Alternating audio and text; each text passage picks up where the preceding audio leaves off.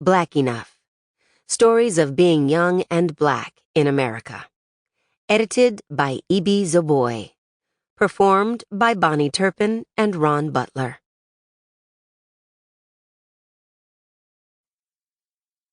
Introduction. Written and read by me, June Sarpong.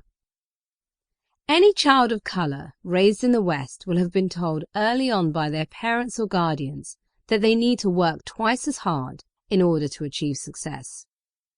Those people may not recall exactly when they had their first conversation, but they will remember having had it. For non-white children growing up as minorities in Europe or North America, the first uncomfortable conversation with their parents isn't about the birds and the bees. That comes later.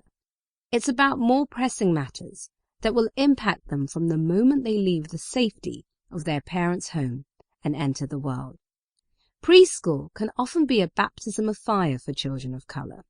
While white children may have the luxury of waiting till they're tweens before having to learn about the realities of life, children of color are told much earlier. Their conversation being about the inequalities and discrimination that they will invariably face at some point in their lives. Unfortunately, this is regardless of how privileged, talented, or brilliant they might be. This is a heartbreaking burden that parents of color bear, or white parents of non-white children must face. Children of mixed-race heritage are one of the fastest-growing ethnic groups in Britain.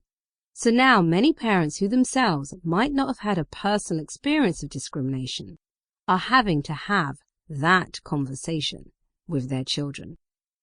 In Black Enough, Ibi Zoboi powerfully weaves together a collection of short stories that examine what it means to be young and black in America.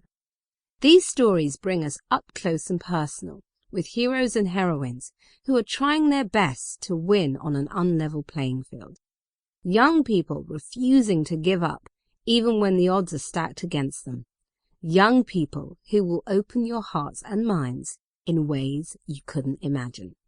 Like all great coming-of-age adventures, you, the reader, will leave as much changed as the protagonists.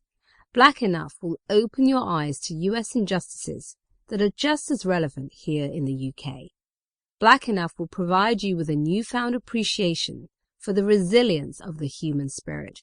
And more importantly, Black Enough will remind you of our shared humanity. Whether you are a young person dealing with similar challenges faced in the pages of this book, a parent wanting to raise woke children, or simply an ally for change and inclusion, Black Enough will arm you with extra tools on your journey to make the world a fairer place. Introduction by Ibi Zoboi. Copyright 2019 by Ibi Zoboi.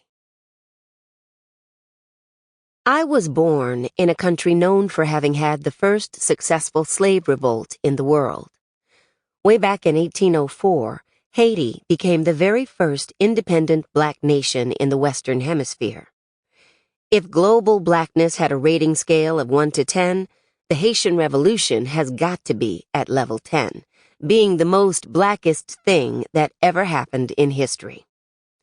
But none of that mattered when I first immigrated to the United States as a child. The black and Latinx kids in my Brooklyn neighborhood didn't know and didn't care that my native country had once been a hub for freed slaves from America. According to them, I wasn't black enough. I wore ribbons in my hair and fancy dresses to school, and I had a weird accent and a funny name. Most important, I didn't know how to jump double dutch or separate a sunflower seed from its shell with just my front teeth, and I was off-key and off-beat when stomping, clapping, and singing to the latest cheers. These were all definitions of Brooklyn's summertime black girlhood. By the time I started high school, I had mastered all of those things and could easily blend into New York's particular brand of teen blackness, even while tucking away the quirky parts of myself. My love of sci-fi, disco music, and John Stamos. In college, my small black world expanded when I met my first roommate, who had the thickest Southern accent Sample complete. Ready to continue?